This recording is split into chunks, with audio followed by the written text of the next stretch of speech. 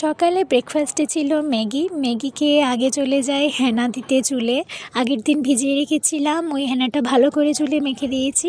এদিকে আমি বসে গেছি জুতো পরিষ্কার করতে, আমার জুতোটা অনেকটা ময়লা হয়ে গিয়েছিল।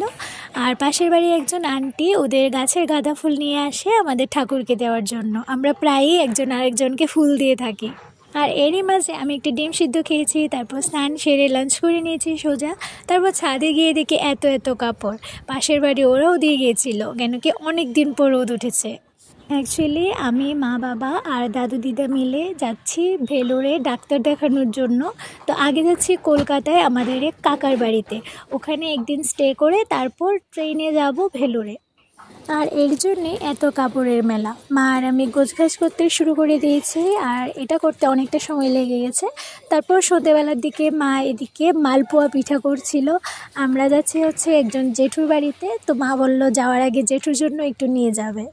আর প্রথম পিঠাটা আমি টেস্ট করলাম। আমার ভাল লাগে পাটিসাপটা পিঠা।